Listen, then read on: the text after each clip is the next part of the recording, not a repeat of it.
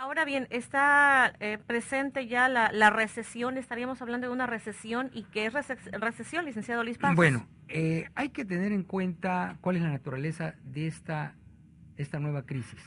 En México estamos acostumbrados a crisis inflacionarias, crisis productos de excesivo gasto público, y esta crisis no se origina en México, hay que tener muy claro eso, se origina en los Estados Unidos, y es una crisis deflacionaria. Es decir, en Estados Unidos han bajado los precios de las casas, han bajado los precios de los automóviles, han bajado el precio del petróleo, ha bajado el precio de muchos bienes y el año que entra va a bajar más. Esto puede ser bueno para algunos consumidores, pero por otro lado también va a haber menos actividad económica, menos crecimiento, va a haber menos empleo. Y como Estados Unidos es nuestro principal comprador, va a impactar a México. Y esto va a tener Estados Unidos un bajo crecimiento económico, se calcula que a lo mejor el año que entra crece entre 0 y 1% o medio por ciento de la economía de Estados Unidos, y como nosotros exportamos el 70 o 80% en Estados Unidos, también nuestras exportaciones van a caer.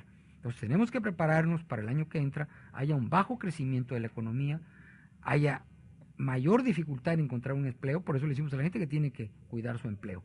Ese es el impacto que va a tener en México esta crisis de Estados Unidos. Es cierto, hemos tenido crisis más fuertes, como la de 1995, en donde cayó el Producto Interno Bruto en menos 7%, en donde tuvimos una devaluación muy fuerte, en donde las tasas de interés fueron al cielo. Hemos sufrido esto. Va a ser menor para nosotros, pero hay que tener cuidado.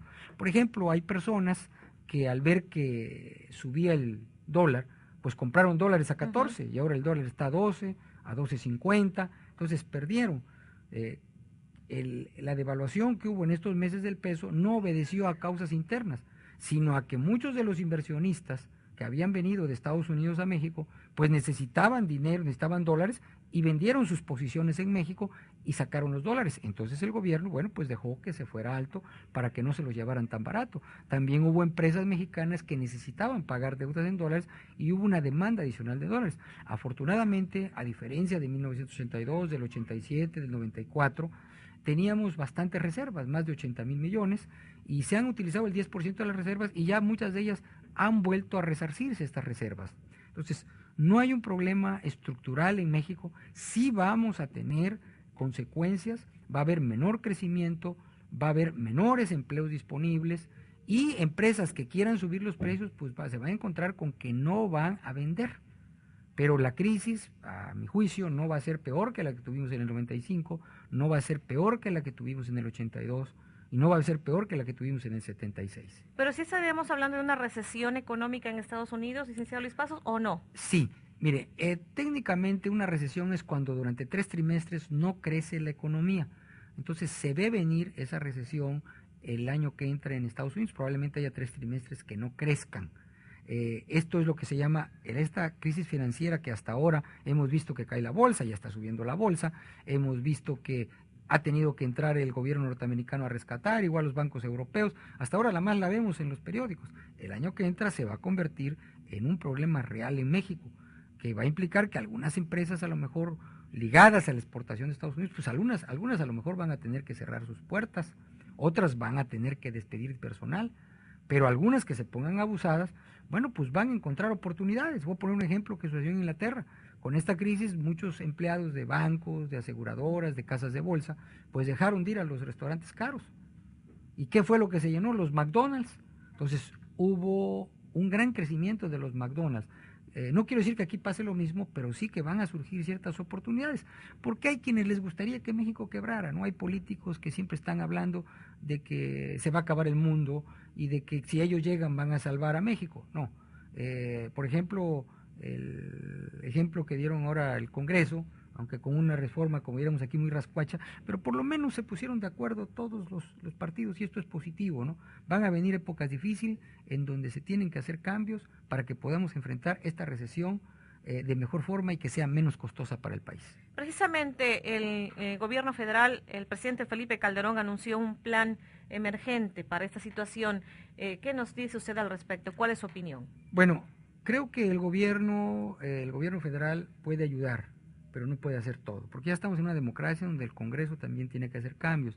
Lo que el presidente Calderón puede hacer es que el gasto público aprobado se ejerza más rápido, que los bancos de desarrollo apoyen la infraestructura más rápido, pero esto tiene un límite y el límite es ingresos razonables. El presidente Calderón sabe que no se puede, como en el 82, como en esos años, gastar, emitir dinero, tener grandes déficits presupuestales. Esto saldría, como dice el dicho, más caro el caldo que las albóndigas. Hay hasta un límite en donde el gobierno federal puede contrarrestar esta recesión. Lo fundamental es que existan reformas estructurales que nos hagan más competitivos. Por motivos políticos y dogmáticos se han pospuesto muchas reformas. Necesitamos una verdadera reforma fiscal que haga competitivo a México, que baje tasas, que las generalice. Necesitamos una reforma laboral que vuelva más flexible las contrataciones. Si nosotros vemos los indicadores internacionales, vemos que México ha caído en los lugares de flexibilidad laboral. Tenemos una flexibilidad laboral igual que los países africanos, y esto hace que los inversionistas entonces no vengan a México. ¿Qué quiere decir esto? Que tiene que haber una reforma que permita el trabajo por horas, que permita a las medianas empresas contratar más fácilmente sin tantas cargas a empleados, porque van a venir también, se estima que va a haber una repatriación de muchos trabajadores que están en Estados Unidos. No se sabe exactamente la cantidad, algunos hablan de 3 millones, 2 millones, no sabemos, a lo mejor vienen menos, pero si van a venir, y esa gente que viene de allá está acostumbrado a trabajar por hora, a que le paguen por hora, a ser productivo, no con una legislación laboral sobreproteccionista que impide que las medianas y pequeñas empresas le den empleo. Entonces necesita una reforma laboral. Desgraciadamente, por cuestiones de proteger a los trabajadores, todavía hay mucha gente con arañas en la cabeza que se opone a esta reforma laboral. Necesitamos también una reforma más fuerte, energética. Yo celebro que se haya dado esta reforma, sí se dieron algunos pasitos, pero faltan otras cosas que no se dieron. ¿Por qué? Pues porque a pesar de que hubo apoyo del PRI, pues el PRI tiene compromisos con algunos sindicatos, tiene compromisos con algunos grupos, y pues inexplicablemente pues no se dejó que, por ejemplo, se maquilaran gasolinas en México y seguimos maquilándolas en Texas. Bueno, ¿por qué? Bueno, pues porque probablemente hubo una orden del sindicato o alguien que dijo, hey, no lo toquen. Igual, por ejemplo, hay cosas que además de raras son ilógicas, ¿no? Hay pipas privadas que transportan gasolinas, que transportan diésel. Había una iniciativa, el presidente Calderón, que también se hiciera por ductos. Bueno, pues no se quiso y no se dio explicación, simplemente no. Bueno, pues lo que se antoja es porque pues a lo mejor algunas gentes del PRI, del PRD, pues tienen amigos que tienen pipas y no quisieron que se hiciera esto. Entonces, ese tipo de cosas que antes no era tan gravosa, que podíamos convivir con esos intereses de algunos grupos que estaban atrás de algunos partidos políticos, ahora sí va a tener un gran costo, un alto costo. ¿Por qué? Porque además de tener una economía comunicada, globalizada, tenemos muchos competidores para el poco capital que se va a mover internacionalmente el año que entra. Y tenemos que ofrecer pues condiciones jurídicas, laborales, impositivas, energéticas, pues más profundas. Por ejemplo, si la reforma, que es positiva, hay que decirlo, fue un esfuerzo, y yo estoy de acuerdo que se avanzó, pero si además de esto hubiera permitido la asociación, por ejemplo, en aguas profundas, claramente con empresas de alta tecnología, si hubiera permitido que empresa privada maquilara la gasolina en México, hubiera crecido el año que entra un 1% más el Producto Interno Bruto y se hubieran creado más de 300,000 empleos que mucha falta nos hacen. Entonces, ante la historia, por un lado, el PRI se le va a agradecer que haya apoyado esta reformita, pero se le va a reprochar el que no haya permitido que se maquilara gasolina en México, el que no haya permitido que hubiera ductos. Imagínense, todas las inversiones en ductos hubieran creado miles de empleos, pero pues bueno, sabemos que ellos tienen compromisos, que vienen las elecciones de 2009, que necesitan dinero, y pues que el sindicato de Pemex es una de las principales fuentes de dinero del PRI.